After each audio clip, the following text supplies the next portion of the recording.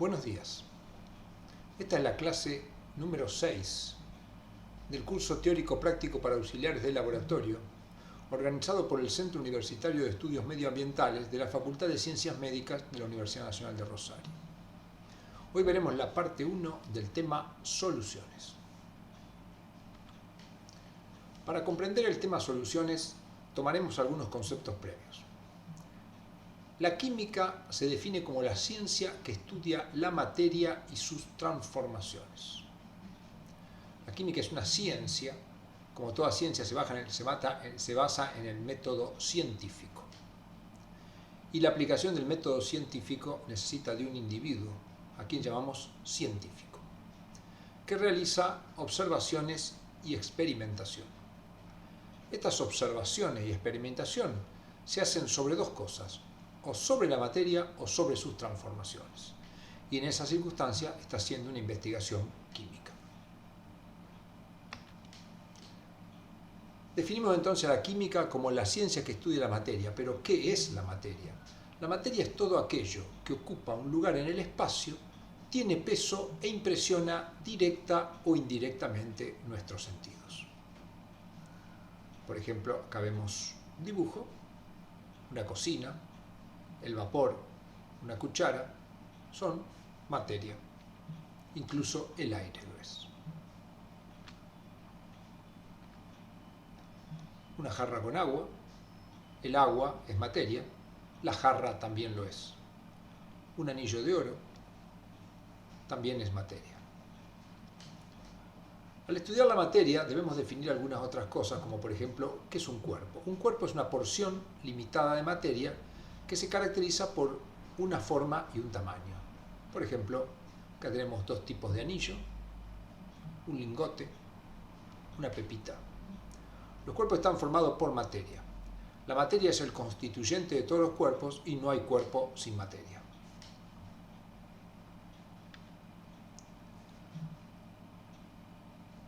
De mirar el dibujo que tenemos acá, nos damos cuenta que la materia se nos presenta a nosotros de diferentes maneras. Y esas diferentes maneras que se nos presentan las llamamos sustancias. Las sustancias son diferentes calidades de la materia. O también podemos decir que es materia con propiedades diferentes al resto. La materia se presenta en forma de diferentes sustancias. Puede haber cuerpos de una sola sustancia como cuerpos de más de una sustancia. Entonces, sustancia lo definimos como diferentes calidades de materia. Dentro de la sustancia tenemos dos tipos. Las simples, que tienen un mismo tipo de átomo, y las compuestas, que están formadas por más de un tipo de átomo. Hay cuerpos, por ejemplo, acá tenemos un cuerpo que es un anillo de oro. Si lo sometemos a una división a partículas cada vez más pequeñas, encontraremos en último término un solo tipo de átomos al que llamaremos oro. En tal caso, la sustancia que constituye este cuerpo es una sustancia simple. Otros cuerpos, este también es un anillo con otras dimensiones, si lo sometemos a división, nos imaginamos que los átomos que obtendremos de acá no son los mismos que obtenemos del diamante, ni no son los mismos que obtenemos de esta piedra. Entonces encontraremos más de un tipo de átomos, por ejemplo, oro, carbono, silicio. Y estos serían sustancias compuestas, las que están formando quizás parte de las partes de este cuerpo. Recién mencionamos a las sustancias simples como las formadas por un solo tipo de átomo y las compuestas formadas por más de un átomo. Los átomos son las menores porciones que existen en el universo y que forman los diferentes cuerpos.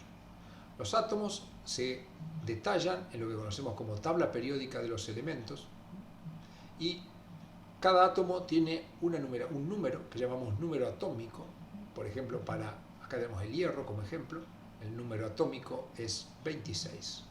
Y también tiene una masa, que son los valores más importantes. Por supuesto, en la tabla periódica aparece más de un dato respecto de cada elemento. Como podemos ver, el número de elementos en la naturaleza es extremadamente grande, pero no los 118 que figura acá son elementos naturales. Muchos de ellos son elementos artificiales creados por procesos de reacción nuclear. Siguiendo un poco con el concepto de átomo, veremos brevemente el concepto de estructura atómica. El átomo, dijimos, es la menor porción que constituye la materia y lo podemos representar en un modelo como si fuera una especie de sistema solar. Tiene un núcleo y tiene órbitas. En el núcleo se encuentran partículas con carga positiva que conocemos como protones y otras sin cargas que conocemos como neutrones. Mientras que en las órbitas tenemos partículas con carga negativa que llamamos electrones. El número atómico de un átomo, que mencionamos recién, es igual al número de protones.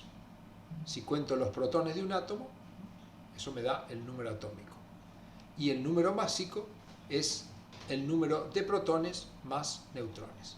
En el ejemplo que tenemos acá, el número atómico sería 4 y el número másico sería 4 y 5, 9.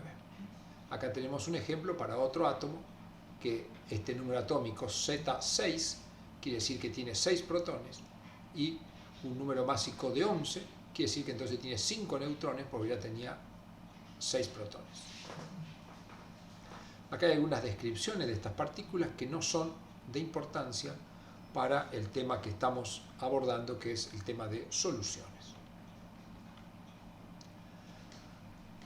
Cuando tenemos un átomo, por ejemplo, como en este caso, los átomos tienen la misma cantidad de cargas positivas, es decir, protones, que cargas negativas, o sea, electrones. El átomo es neutro. En este caso tiene 3 cargas positivas, por lo tanto tiene Z igual a 3. A vale 4, porque es la suma de protones y neutrones. Y la cantidad de protones, que son 3, menos la cantidad de electrones, que también son 3, me debe dar 0. En un átomo, protones menos electrones debe dar 0. Acá tenemos otro átomo similar, pero veamos nuevamente.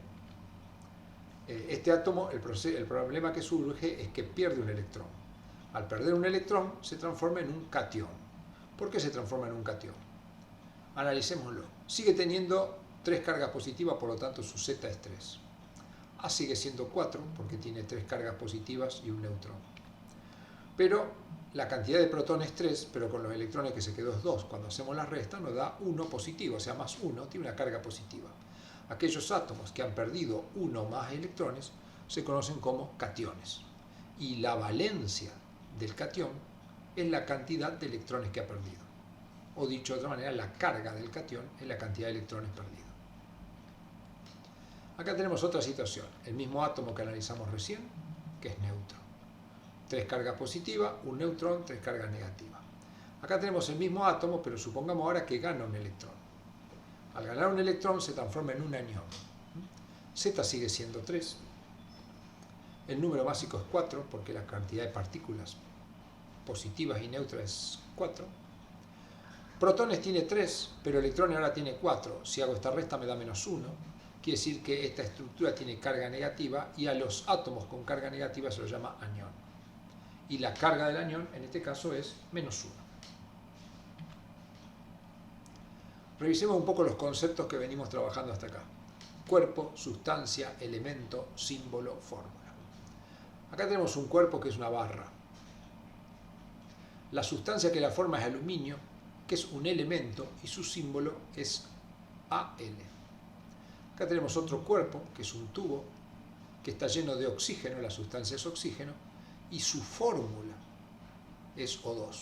Cuando representamos a una sustancia por un solo átomo, decimos que es un elemento. Cuando representamos a una sustancia por una fórmula, es decir, más de un átomo, eso es una sustancia. No un elemento, es una sustancia. En este caso el oxígeno es una sustancia simple porque tiene el mismo tipo de átomo. Acá tenemos una tiza, sería el cuerpo. La sustancia que lo forma es sulfato de calcio y su fórmula es esta. Por lo tanto, acá estamos en presencia de una sustancia compuesta, porque tiene átomos de diferente tipo. Entonces acá tenemos un elemento, una sustancia simple y una sustancia compuesta, para ilustrar los términos que venimos trabajando. Dijimos que la química estudia la materia y sus transformaciones. Llamamos sistema material a toda parte del universo que está formada por materia. y en general la tenemos de alguna manera aislada para el estudio.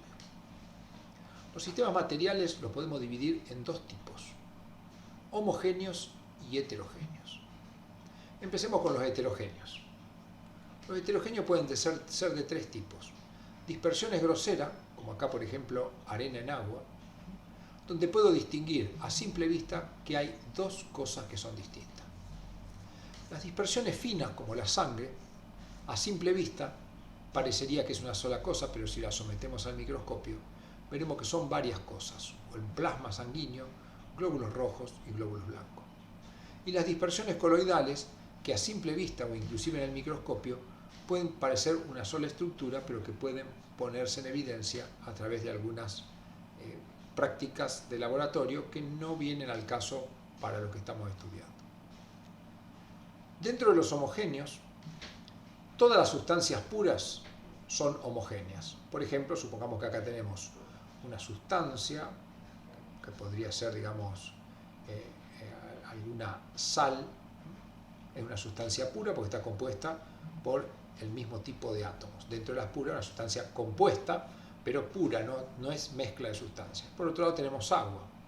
Si mezclamos ambas sustancias y estas sustancias se mezclan de manera que yo ya no puedo distinguir una de la otra, lo que veo es agua amarilla, no veo la sustancia y el agua, digo que esta mezcla o sistema material es homogéneo y lleva el nombre de solución, y es lo que nos interesa en este caso.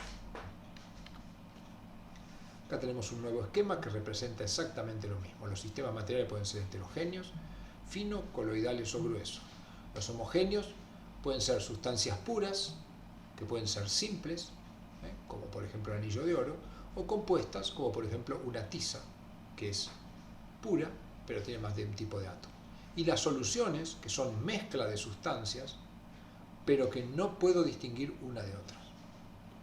Las soluciones son de extrema importancia en un laboratorio de investigación, ya que es una forma de manipular a la sustancia de una manera controlada. Acá vemos ejemplos para volver a ilustrar. Una dispersión gruesa, agua con arena. Una dispersión coloidal, por ejemplo el plasma sanguíneo. Una característica de las dispersiones coloidales es que si le hago atravesar un rayo láser, veo el láser atravesándolo. Esto se conoce como efecto Tyndall. Dispersiones finas como la sangre. Una sustancia pura simple, lingotes de oro. Compuesta, por ejemplo, la sal de cocina. Y lo que nos interesan en este caso son las soluciones. Vemos acá otros ejemplos. Este recipiente tiene agua. Esto sería una sustancia pura compuesta, porque el agua tiene una fórmula que es 2 hidrógenos en oxígeno. Para nosotros de ahora en adelante el agua va a ser lo que llamamos el solvente. Si yo tengo agua y sal en ciertas proporciones, estas se mezclan de manera que ya no puedo distinguir la sal del agua, y a esto llamamos una solución. O sea, una solución es una mezcla homogénea de dos o más sustancias que, como dije recién, es homogénea a la vista y a cualquier microscopio. Acá tenemos sistemas heterogéneos. Por ejemplo, si tengo agua y sal y le pongo aceite, el aceite va a quedar en la parte superior. Sin embargo, la parte inferior sigue siendo una solución porque es homogénea. En este caso decimos que tenemos un sistema con dos fases. La fase de arriba es aceite, la fase de abajo es una solución. Acá tenemos agua con sal en la que le hemos agregado hielo. El sistema es heterogéneo. Sin embargo, si miramos lo que está fuera del hielo, eso es un sistema homogéneo, porque sigue siendo agua con sal. Entonces, agua y sal, o agua y azúcar, o agua y cualquier sustancia que coloquemos y nos quede homogéneo. Por ejemplo, agua y alcohol también da algo homogéneo y es una solución. En este caso decimos que tiene dos componentes, el agua y la sal. Tiene una fase, porque veo una sola cosa, no puedo distinguir más que una. Y este sistema es homogéneo. Y este sistema, como dijimos, sistemas homogéneos de dos o más componentes se llaman soluciones.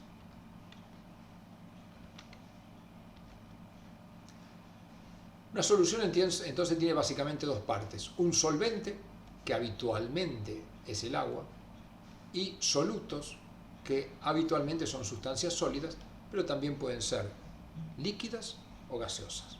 Por supuesto, en el laboratorio lo más común es que sean sólidos disueltos en el solvente para generar una solución.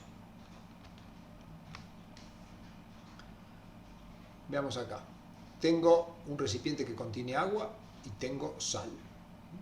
Una determinada cantidad que se expresa en gramos, por ejemplo. Si los mezclo y dejo que esta mezcla se produzca completamente, voy a terminar formando una solución y tendré un determinado volumen de solución, que es normalmente parecido al volumen del solvente, pero no necesariamente igual. Entonces, en toda solución nosotros vamos a tener un volumen de la solución y una cantidad de soluto. Si dividimos la cantidad de soluto por el volumen de solución, tenemos una magnitud que se conoce como concentración.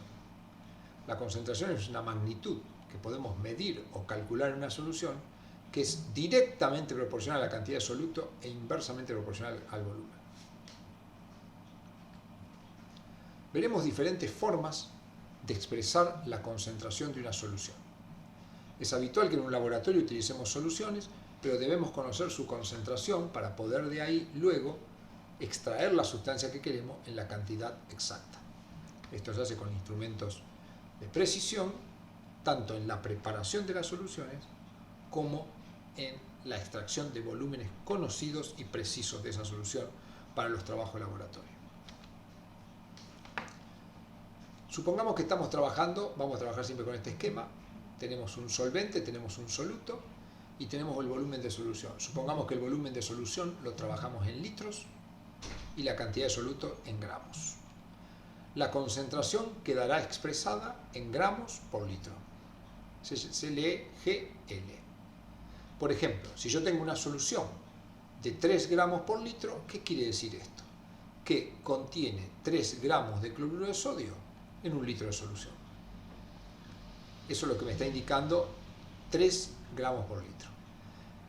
¿Qué importancia tiene esto? Bueno, si yo para un determinado trabajo necesitara, por ejemplo, 1,5 gramos de cloruro de sodio, tendré que utilizar medio litro de esta solución, porque yo sé que cada litro tiene 3 gramos. Si necesito 1,5 gramos, utilizaré la mitad. Muy bien. Otra forma de expresar la concentración de la solución es cuando el volumen, tomamos un volumen fijo de 100 mililitros y la cantidad en gramos. Cuando expresamos la cantidad de gramos en 100 mililitros, la concentración lleva el nombre de porciento peso en volumen. Por ejemplo, si yo tengo una solución de cloruro de sodio 3% peso en volumen, ¿qué quiere decir esto? Quiere decir que esa solución contiene 3 gramos de cloruro de sodio en 100 mililitros de solución. Si yo quisiera, por ejemplo, 0,3, elijo número fácil para poder hacerlos mentalmente. Si yo quisiera 0,3 gramos de cloruro de sodio, como sé que 3 gramos están en 100, 0,3 gramos van a estar en 10 mililitros de solución. Y es más fácil a la hora de trabajar medir volúmenes de solución que medir gramos. Por eso en general en el laboratorio se trabaja con soluciones, porque los volúmenes se pueden medir con más facilidad y con más rapidez que si quisiéramos medir los gramos. Entonces, dado que en un laboratorio el tiempo es oro, todo aquello que haga que el trabajo sea más preciso, exacto y rápido es bienvenido. Otra forma de expresar la concentración de la solución es tomando el volumen de solución, pero ya no como volumen sino como masa, en 100 gramos, y la cantidad de soluto en gramos. Esta concentración se llama porciento peso en peso. La concentración porciento peso en peso, que es la cantidad de gramos que hay en 100 gramos de solución. Vayamos a un ejemplo. Una solución de cloruro 3% peso en peso quiere decir que tiene 3 gramos de cloruro de sodio en 100 gramos de solución. No es una de las formas más utilizadas, pero para algunas situaciones sí se utiliza. Son muy variadas las formas de expresar concentración. Inclusive uno puede idear una propia si le resulta conveniente. Veamos esta. Acá tenemos el volumen de solución en litros, la cantidad de soluto en moléculas gramo. Una forma de medir la cantidad de soluto es lo que se conoce como las moléculas gramo. Cuando yo expreso la cantidad de moléculas gramo de un soluto por cada litro de solución, la concentración me queda expresada en lo que se conoce como molaridad. Por ejemplo, si tengo una solución de cloruro de sodio 0,1 molar, ¿qué quiere decir? Que contiene 0,1 molécula gramo de cloruro de sodio en un litro de solución. Ya veremos cómo se hace el cambio de gramos a moléculas gramo, que son diferentes formas de expresar cantidad. Si el volumen lo tenemos en litro y la cantidad de soluto en equivalentes, que es otra forma de expresar la cantidad de soluto, la cantidad de equivalentes por litro se llama normalidad. Ejemplo, una solución de cloruro de sodio 0,1 normal quiere decir que contiene 0,1 equivalente gramo de cloruro de sodio en un litro de solución. Otra forma se conoce como osmolaridad. La osmolaridad es la cantidad de osmoles, que es una forma de expresar la cantidad de un soluto, por litro de solución. Ejemplo, cloruro de sodio 0,1 osmolar, ¿qué quiere decir? Que contiene 0,1 osmol de cloruro de sodio en un litro de solución.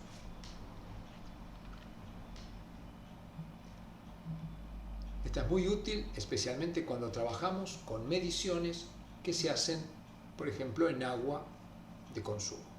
Si el volumen está en litro y la cantidad de soluto en miligramos, la concentración la dejamos expresado en miligramos por litro. Miligramos por litro se conoce como ppm o partes por millón. Habitualmente podemos usar también miligramos por litro, pero es más común la parte por millón. Por ejemplo, el agua de Rosario tiene 0,1 parte por millón de fluoruro, que indica que tiene 0,1 miligramo de fluoruro por cada litro de agua. Si la cantidad de soluto la trabajamos en microgramos, que es una unidad, como ya hemos aprendido, más pequeña, y el volumen lo trabajamos en un litro, que es lo mismo que 1000 mililitros, la concentración se llama partes por billón y equivale a microgramos por litro. Es decir, cuando yo indico cuántos microgramos hay en un litro de solución, estoy dando la concentración en ppb.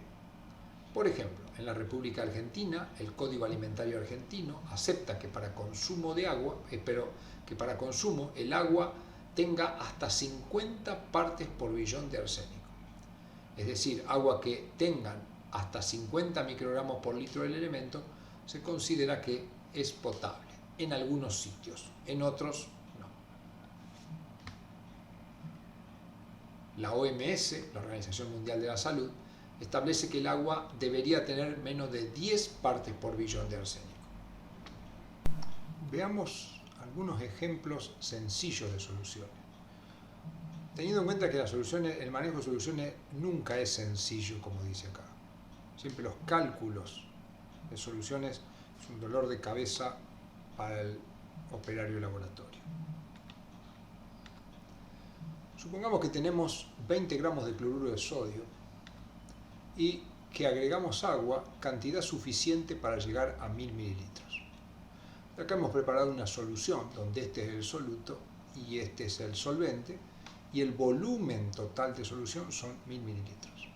CSP quiere decir cantidad suficiente para. Esto quiere decir que a los 20 gramos le agregué agua hasta llegar a 1000 mililitros, no que agregué 1000 mililitros de agua. Entonces tengo una solución que tiene 20 gramos en un litro, porque 1000 mililitros es lo mismo que un litro. Acá tengo una solución. Entonces surge una pregunta. ¿Cuántos gramos de cloruro de sodio hay en 200 mililitros de esta solución? El cálculo es sencillo. Como la solución es 20 gramos por litro, yo sé que en 1000 mililitros tengo 20 gramos. Si la pregunta es ¿cuánto tengo en 200? En 200 voy a tener 4 gramos. Y esta es la respuesta a mi pregunta. Parece sencillo, pero las cosas se van complicando. Veamos esta otra situación. Tengo 20 gramos de cloruro de sodio, le agregué agua hasta 1000 mililitros y la solución entonces es 20 gramos por litro. La pregunta es ¿cuántos moles de cloruro de sodio hay en 200 mililitros? Acá aparece la cantidad del soluto expresada en una unidad que no es la misma que tengo acá. Tengo que recordar que la cantidad de soluto se puede expresar de muchas maneras. Lo más común en un laboratorio es trabajar en gramos, en moles, en equivalentes y en osmoles. Gramos y moles son las más comunes. Vamos a ver cómo se hacen estas transformaciones.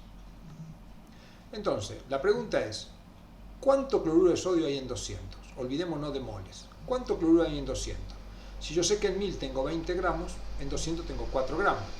Acá tengo la respuesta de cuánto hay en 200, pero no la tengo en moles sino en gramos.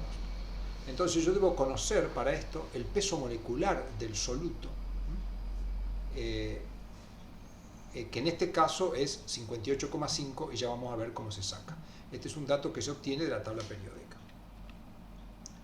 Debemos conocer si el soluto se disocia y en qué se disocia. En este caso el cloruro de sodio se disocia en un catión sodio y un anión cloruro.